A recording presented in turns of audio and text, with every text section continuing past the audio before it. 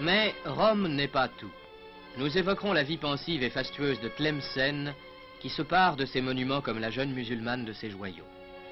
Dans un paysage quelque peu pyrénéen qui s'allie à la limpidité des cieux africains, Tlemcen demeure un extraordinaire écrin d'histoire.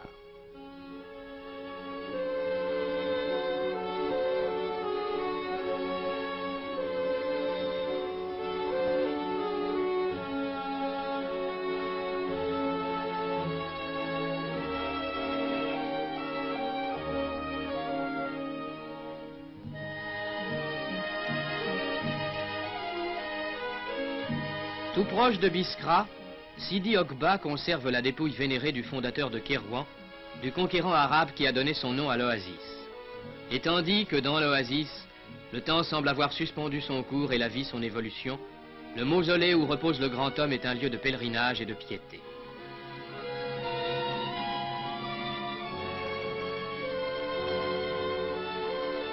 Mais abandonnons le passé et reprenons notre voyage.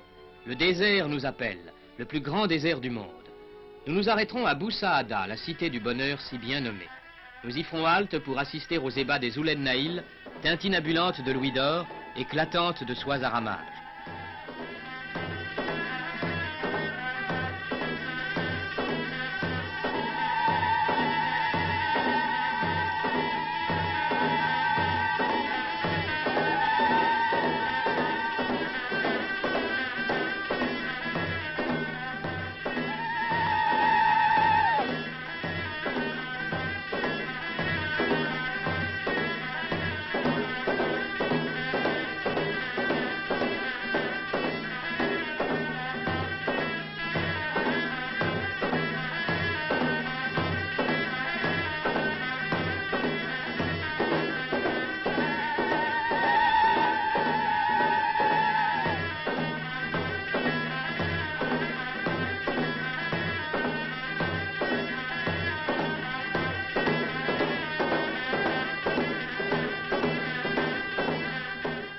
Puis, en route vers les dunes, nous traverserons l'oued que le grand peintre Dinet a tant aimé et sur les bords duquel il a brossé la plupart de ses œuvres.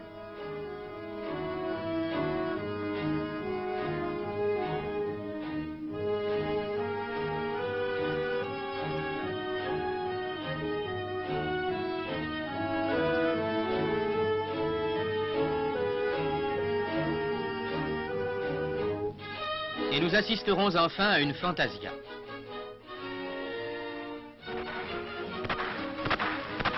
Que faut-il admirer le plus de l'adresse des cavaliers ou de la finesse de leur monture qu'excite l'odeur grisante de la poudre?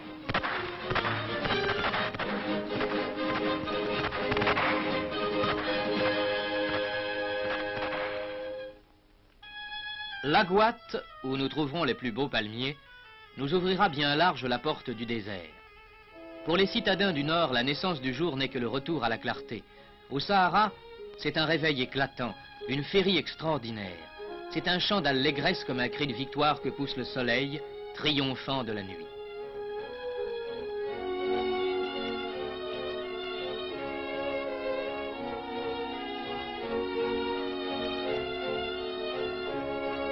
Au Mzab, nous entrerons dans un pays de charme et d'épouvante.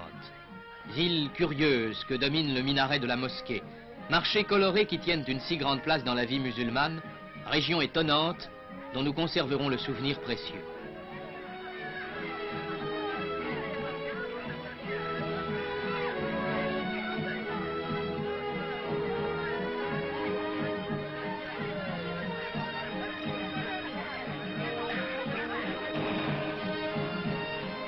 L'exotisme de Tougourt comblera notre curiosité toujours en éveil.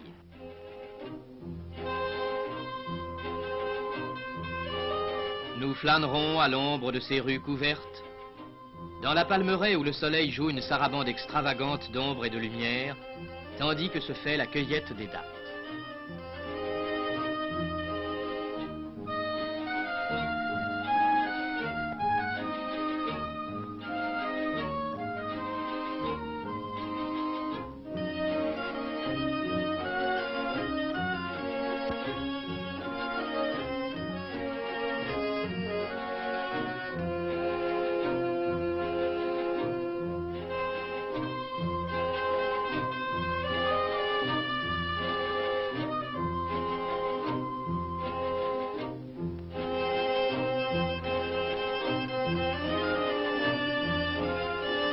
La corvée d'eau qu'accomplissent ces jeunes femmes est pour elles une occasion de rire et de se distraire.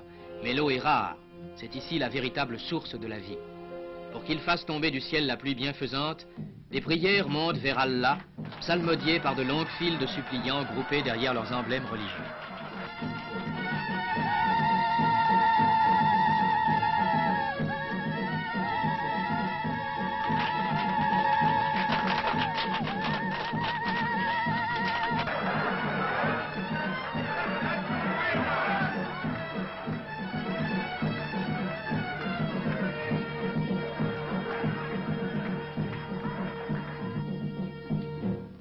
Laissant derrière nous Tougourt, nous voici dans le Hogar, à Taman Rasset, la mystérieuse capitale de cette fantastique région.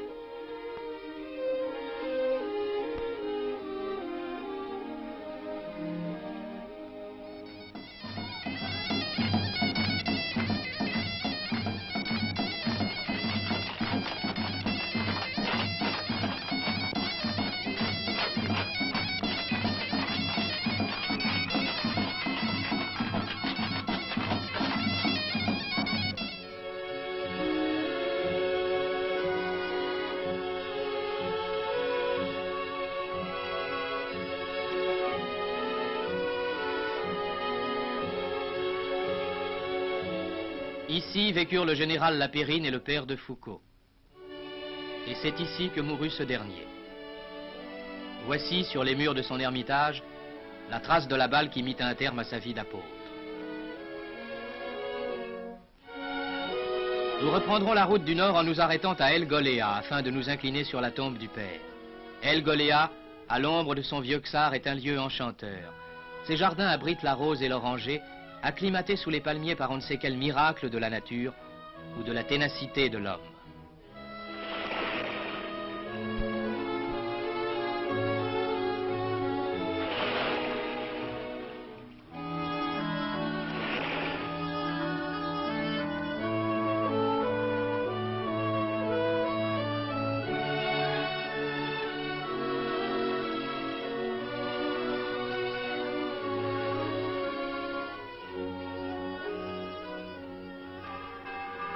Voici le soir.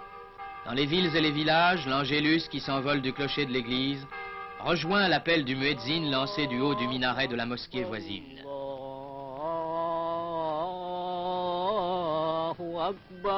Et là-bas, dans les campagnes, et jusque dans le désert sur le sable chaud, d'autres fidèles se prosternent en invoquant Allah, symbole émouvant de la paix des cœurs, symbole de l'Algérie, où la nature et les hommes ont conjugué leurs efforts pour en faire une terre d'énergie féconde et de vaste avenir.